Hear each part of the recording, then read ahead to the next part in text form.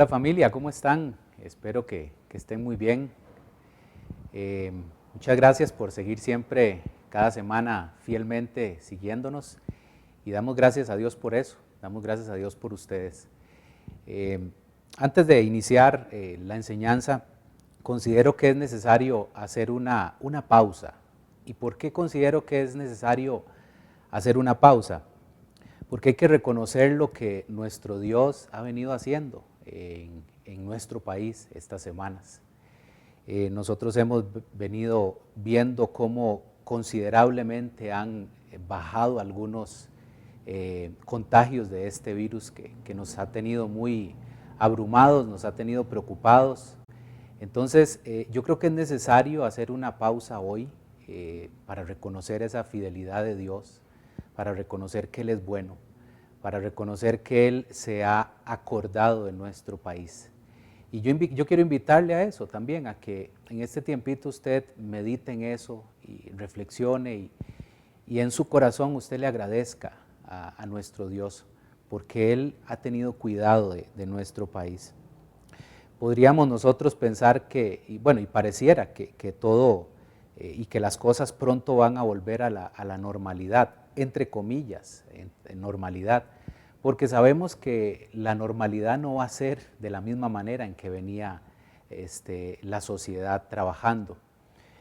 Yo considero que las cosas van a cambiar, muchas cosas van a cambiar. Y también Dios está cambiando algo internamente en nosotros, en nuestro corazón. Y sabemos que para muchos de nosotros este tiempo se ha convertido en un aprendizaje. Yo creo fielmente que este tiempo, si usted no lo ha visto de esa perspectiva, yo le invitaría a que lo vea de esa forma. Todo este tiempo de reflexión, todas estas semanas que poco a poco nosotros hemos visto cómo las cosas han venido sucediendo. Yo creo que la riqueza después de todo esto es entender que todo esto es un aprendizaje que Dios está tratando con nosotros, con sus hijos, con su iglesia. Pienso que ha sido un tiempo en donde muchas personas han tenido un proceso personal con Dios. Probablemente algunas no han tenido esa oportunidad o no se han dado esa oportunidad de tener un proceso personal con Dios. Quiero iniciar a enfocarme en este aprendizaje que le mencionaba, porque quiero llevarlo a reflexionar. No se olvide de eso, quiero llevarlo a reflexionar. Para tomarle valor a este tiempo en donde Dios, sin lugar a dudas, ha estado tratando con sus hijos, con su iglesia. Hace un par de semanas que compartía con ustedes un mensaje, le hacía la pregunta de si este tiempo ha sido un tiempo de disciplina de Dios para nosotros. ¿Y por qué lo creo de esa forma? Porque creo que ha sido un tiempo de disciplina. Porque Dios nos ha quitado muchas cosas, muchísimas cosas, que estábamos inclusive relativamente cómodos. Dios ha quitado muchas cosas. Dios ha botado muchas prioridades en donde nosotros no necesariamente teníamos a Jesús dentro de esas prioridades. Y vemos cómo dentro de todo este proceso Dios ha venido botando algunas cosas que ocupaban ese primer lugar en nuestras vidas. Y también porque pienso que este es un tiempo de disciplina, en donde Dios nos ha tenido de alguna forma tratando con nosotros. Porque no podemos olvidar lo que dice Proverbios 3, versículos 11 y 12. Y se lo leo. Dice: Hijo mío, no rechaces la disciplina del Señor, ni te enojes cuando te corrige, pues el Señor corrige a los que ama. Vea qué interesante eso. Tal como un padre corrige al hijo, que es su deleite. Bajo este panorama es sumamente importante, familia, entender que todo este proceso al que hemos sido sometidos puede ser un tiempo de mucha riqueza, ¿Por qué mucha riqueza? Para invertir en un instrumento que Dios ha puesto a disposición de nosotros. Es un instrumento que se llama fe. Y eso es lo que queremos hablar hoy. Hoy quiero hablarles en este tiempo de lo que significa la fe, del por qué es importante entender que Dios nos lo ha puesto a disposición, pero que muchas veces nosotros hemos omitido esa parte o sencillamente no hemos estado conscientes de lo que implica la fe en la vida de cualquier creyente. No sé si lo ha notado, pero este instrumento que le menciono es el que nos ha podido dar fuerzas en estos tiempos. Es el que nos ha mantenido firmes en nuestra relación con Jesús. No sé si lo había notado, pero eso es producto de la fe que Dios ha puesto en nosotros. Antes de seguir, entonces permítame orar y que este tiempo sea un tiempo en donde sea el Espíritu Santo el que hable a cada uno de nosotros. Señor, gracias por este tiempo, gracias por esta oportunidad y privilegio que nos das de seguir, Señor, conectándonos con una herramienta como el Internet, y porque seguimos siendo iglesia, Señor, y la verdad es que nuestra mayor riqueza y lo que tenemos muy claro, Señor, es que a pesar de todo lo que ha ocurrido en la sociedad, estamos conscientes de que tú, Señor, sigues trabajando con nosotros. Permítenos hoy, Señor, tomar el valor y crear la conciencia necesaria para que este instrumento llamado fe sea el instrumento que siga con nosotros, ayudándonos en todo el proceso y nuestra relación contigo. En Cristo Jesús. Amén. Yo me niego a pensar que usted está escuchando este mensaje porque no tenía nada que hacer. No, me niego a pensar eso. De ninguna manera puedo verlo de esa forma, porque la fe que Dios ha puesto en nosotros es que hoy tenemos fuerzas para continuar, y además de tener fuerzas, también es lo que nos mantiene un hambre espiritual por buscarle cada vez más a Él. Entonces, si usted me está escuchando, si usted pertenece a nuestra familia, claro que sí, me siento súper alegre y me siento súper gozoso. Y entiendo que usted también tiene esa hambre espiritual en tiempos como estos para seguir creciendo en su fe, en su relación con Dios. Pero si usted tal vez es la primera vez o tiene poco de estar escuchándonos cada semana con nuestros mensajes, yo me niego a pensar que usted simplemente se conectó hoy en este tiempo porque no tenía nada que hacer, porque no tenían que gastar el tiempo. Lo que pienso es que Dios ha venido trabajando con usted, ha venido tratando en su corazón y ha empezado a generar esa fe que hoy vamos a hablar. Pero bueno, vamos a empezar por definir entonces de qué se trata la fe. Y para ilustrar la palabra podemos encontrar muchísimos ejemplos en la Biblia, pero solo vamos a mencionar algunos. Le cuento y le doy un dato, que la fe aparece aproximadamente, no es un dato muy concreto, pero aproximadamente unas 247 veces, ¿sabía eso? Que aparece la palabra fe, de las cuales aproximadamente unas 3 veces solamente aparece en el Antiguo Testamento.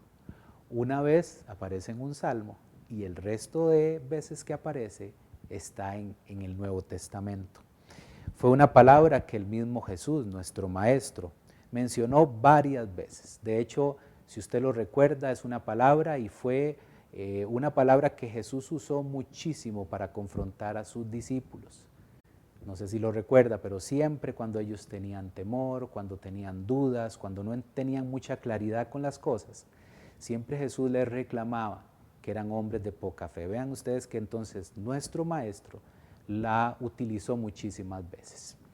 El apóstol Pablo también muchas veces utiliza la palabra fe.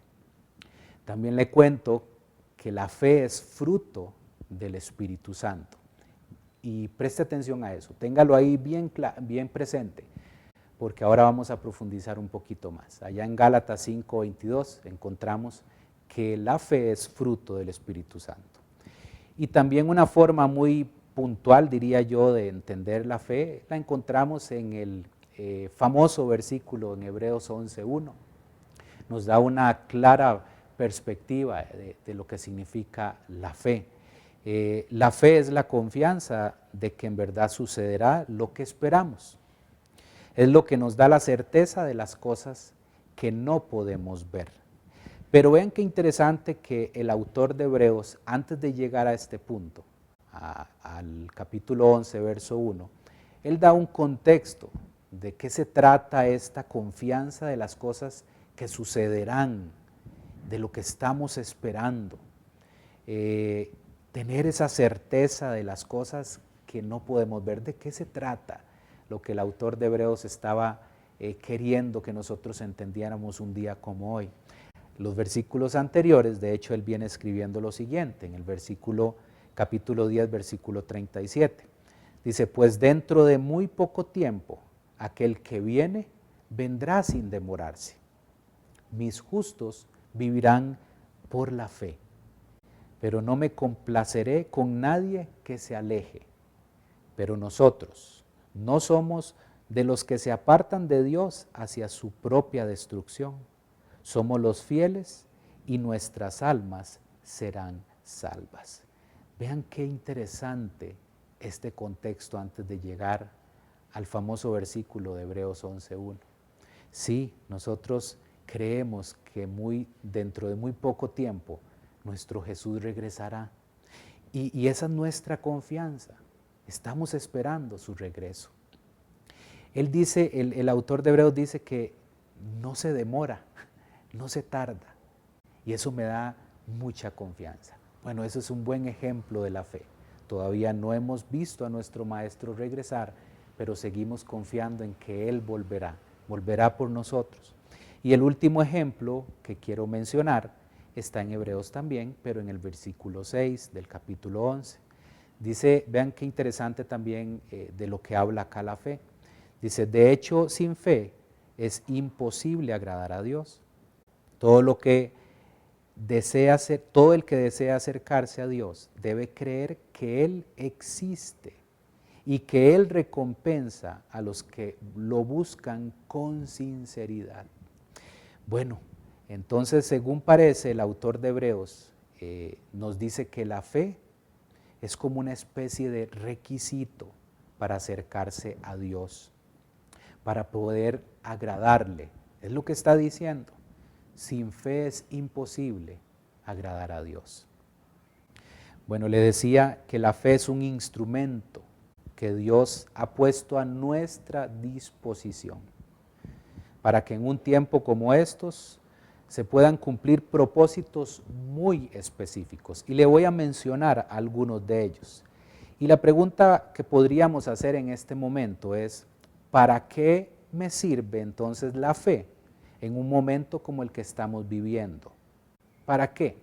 ¿Para qué fue que Dios nos dio este instrumento y lo pone a disposición todavía hoy? Bueno, le menciono algunos puntos. Por medio de la fe podemos generar una confianza firme. Y cuando pienso en esta palabra firme, quiere decir que esa confianza nada podrá botarla. Hay una firmeza, a pesar de muchas veces que vengan confusiones o debilitamientos en nuestra vida o relación con Dios, pareciera que la fe es el instrumento que entonces mantiene firme la confianza de que sigo esperando a que Jesús regrese, por ejemplo, o que sigo queriendo tener esa fe para agradar a Dios. El segundo punto que quiero mencionarle es que puede producir un convencimiento interno sin base en lo material. El tercer punto, alcanzar una esperanza eterna. El cuarto punto, seguir buscando a Dios por medio de Jesús para obtener sus promesas. Es por medio de la fe que la revelación del Evangelio vino a usted y a mí. Es por medio de esa fe. Y el quinto punto que podemos ver para qué nos sirve la fe es que genera un arrepentimiento constante. Y no puedo olvidar lo que Pablo también nos recuerda en Efesios 2:8, que por gracia somos salvos. ¿Por medio de qué? De la fe. Y este es un don o un regalo de Dios. Ven qué interesante también esa parte. La fe es un regalo de Dios. Por medio de la fe es que usted y yo hemos recibido el regalo de Dios, de la salvación. Entonces, previo a que ese regalo sea una realidad en la vida de nosotros, por supuesto que hay un acontecimiento antes de eso, y es que usted y yo hemos llegado al convencimiento de que hemos estado lejos de Dios, que es necesario tener un arrepentimiento genuino. Entonces la fe también se convierte en un instrumento que me ayuda a generar ese arrepentimiento constante. Entonces, teniendo claro el concepto de la fe, le decía al inicio que durante este periodo en el que estamos, Dios está tratando con cada uno de nosotros. ¿Y para qué? Para pulir este instrumento. Vamos a hablar un poquito más de eso. Pero es necesario tener sumamente claro que la fe no es simplemente una palabra que hasta se ha convertido en una especie de muletilla. No sé si le ha pasado de esa forma. Pero, por ejemplo, frases como hay que tener fe, tenga fe, yo tengo mucha fe, muchas veces no son suficientes. ¿Por qué? ¿Por qué muchas veces no son suficientes y pueden ser como una especie de muletilla? Porque es muy fácil profesar una fe siempre y cuando todo se mantenga en calma, cuando no hay problemas, no hay dificultades en nuestra vida. Pero la fe que vamos a hablar a partir de ahora debe de ser probada. Y subraye esa palabra. Y tal parece que es un requisito, señale esa otra palabra, en la vida de cualquier creyente, cualquier persona que ha decidido seguir a Cristo. Es extraño para cualquiera de nosotros el mecanismo que utiliza Dios para probarla. Es muy extraño. Es más, va en contra de la lógica humana. Pero según el apóstol Pedro, este mecanismo que Dios utiliza son las pruebas. Y de eso es lo que vamos a hablar. Mi propuesta hoy, con la ayuda del Espíritu Santo, es que lleguemos al convencimiento de que la única intención de Dios en este momento doloroso de la historia humana moderna es que nosotros, sin excepción alguna, lleguemos a obtener una fe auténtica. Y ese es el mensaje de este día. Una fe auténtica y también necesaria para mantenernos firmes sin caernos.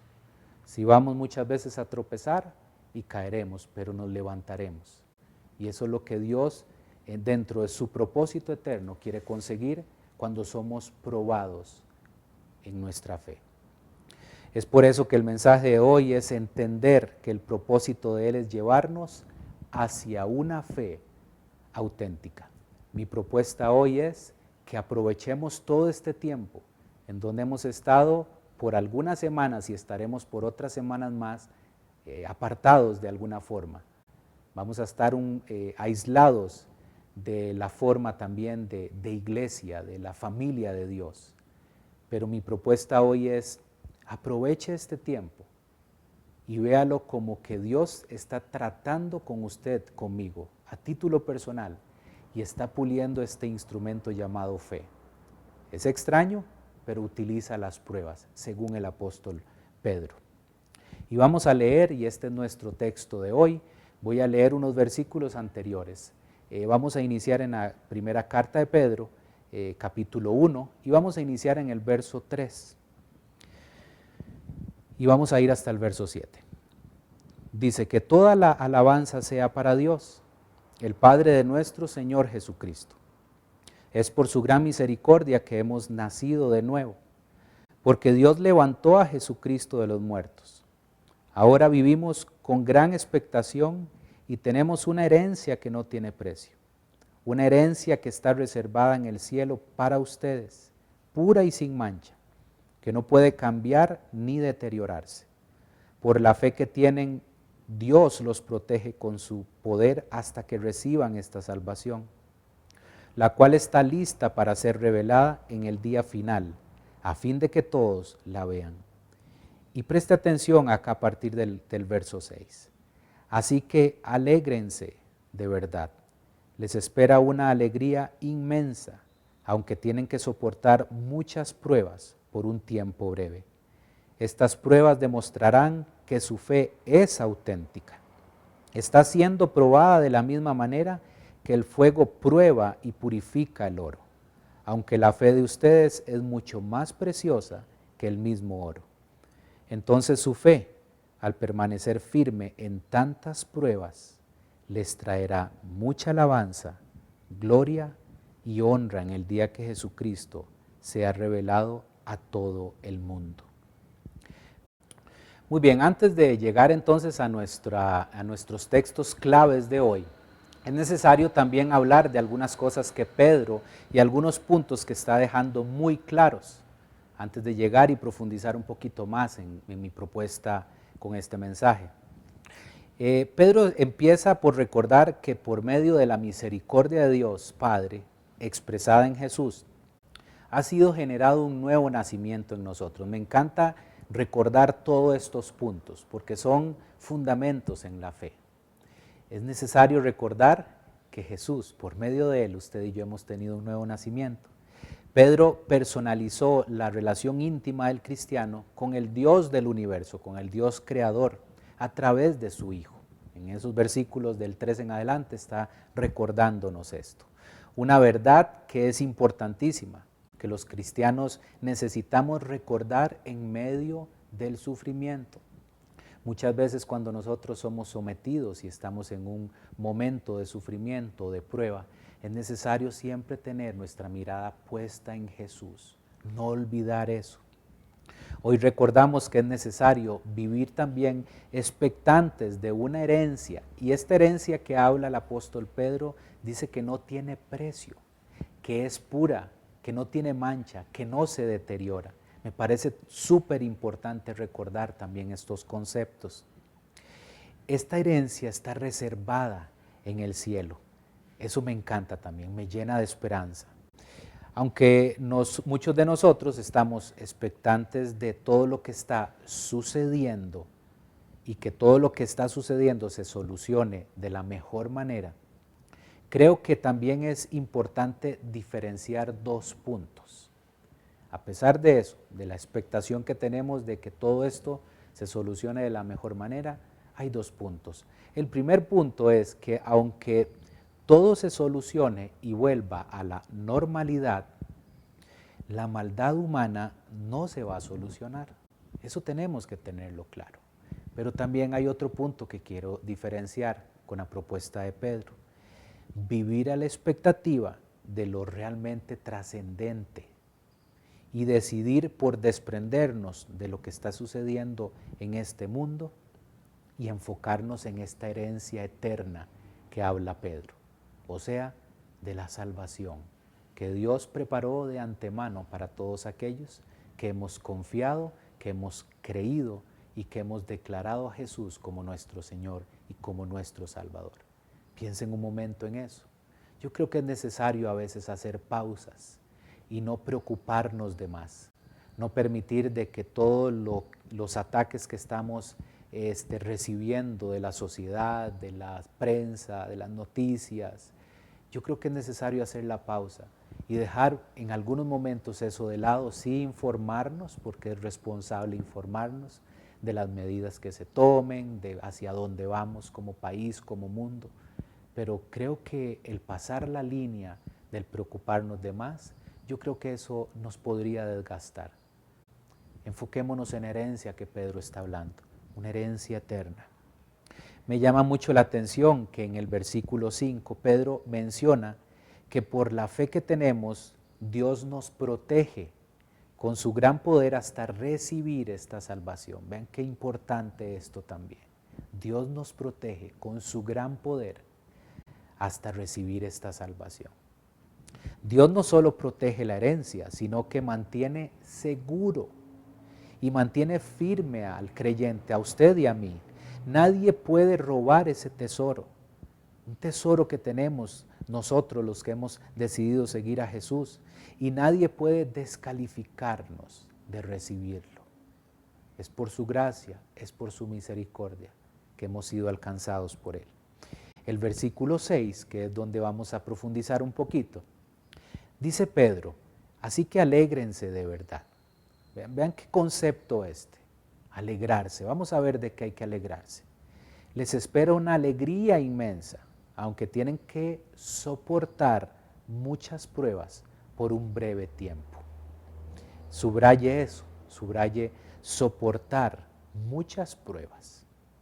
El verso 7 dice, estas pruebas demostrarán que su fe es auténtica. Está siendo probada de la misma manera que el fuego prueba y purifica el oro. Aunque la fe de ustedes es mucho más preciosa que el mismo oro. Entonces su fe, al permanecer firme en tantas pruebas, les traerá mucha alabanza, gloria y honra en el día que Jesucristo sea revelado a todo el mundo. Me llama mucho la atención el término alégrense. Alegrémonos con gran gozo. Esa es mi propuesta hoy. Es mi motivación hoy. Esta clase de gozo no se basa en las circunstancias temporales o las circunstancias cambiantes. Pedro está enfocándonos en un solo concepto. Alégrense con gran gozo. Alégrense de lo que ustedes están esperando, de lo que ustedes están expectantes, de esa herencia que ha sido reservada en el cielo para ustedes. Alégrense con gran gozo. Por eso es que no se basa en las circunstancias temporales, porque qué tal si lo que está sucediendo ahorita en nuestra sociedad, qué tal si no mejora, qué tal si en lugar de mejorar la situación empieza a empeorar, o qué tal, me pregunto, si dentro de unos meses podemos estar viviendo otra circunstancia que puede ser compleja para el mundo. Esa alegría que Pedro nos propone no se basa en las circunstancias temporales, no se basa en las circunstancias cambiantes, se basa en la herencia eterna, en la que ha sido reservada en el cielo. Pedro relaciona esta alegría con 2 puntos. El primer punto es la seguridad de la herencia eterna y protegida del creyente. Y el segundo punto es el aseguramiento de nuestra fe aprobada. Le mencionaba al inicio que todo este tiempo de prueba en el que estamos hoy como país, como mundo, a la que hemos sido sometidos, debería de ser un proceso de aprendizaje. Deberíamos de verlo bajo esa perspectiva. Y estoy totalmente convencido que la lección que obtendremos es que Dios está trabajando con nuestra fe. No olvide eso. Él está puliendo esta fe. Vemos que hay principios importantes acerca de las pruebas. Hay algunos que quiero rescatar. No son una desgracia, son con propósito eterno. Las pruebas son con un propósito eterno. Recuerde, nuestra confianza y nuestra herencia no pertenece a este mundo. No se basa en lo que está sucediendo ahorita. El segundo punto de las pruebas, acerca de las pruebas, es que son muchas, no son pocas. Es lo que Pedro nos está diciendo. Nos fortalecen, no nos debilitan. Vean qué importante esto. Y son por un tiempo breve, no son para siempre. Estuve tratando de conectar, porque siempre me ha llamado la atención del por qué Pedro ilustra la fe y lo compara con el oro de alguna forma, o por qué habla de los 2 conceptos. Muchos pensaríamos que el oro tiene un gran valor, y en efecto, es un metal que siempre ha sido sumamente cotizado a través de toda la historia humana. ¿Por qué Pedro nos habla de la fe y nos habla del oro? ¿Por qué dice que las pruebas son el mecanismo que Dios utiliza para probar nuestra fe? Bueno, me di a la tarea un poquito de investigar, no encontré muchísima información, pero hablé con alguien que trabaja con este metal, que trabaja con el oro. Y vean qué importante, y vean qué interesante este concepto. Creo que esa es la forma en que podríamos verlo hoy. El oro en todo su proceso, desde que es sacado de una mina, él inicia un proceso un poco tedioso, pero en algún momento, cuando es una roca, cuando está dentro de una roca de la mina, y es necesario entonces iniciar ese proceso, empiezan a poner algunos químicos y bueno, el punto es que llega un momento del proceso en donde el fuego cumple un papel primordial en el proceso. El fuego se convierte en un purificador de las impurezas. El oro quema las impurezas y prueba el oro, para que realmente las personas que están tratando de extraerlo, entonces estén convencidos de que es oro puro. Vean qué interesante eso. El fuego quita las impurezas, las quema, entonces el oro es purificado.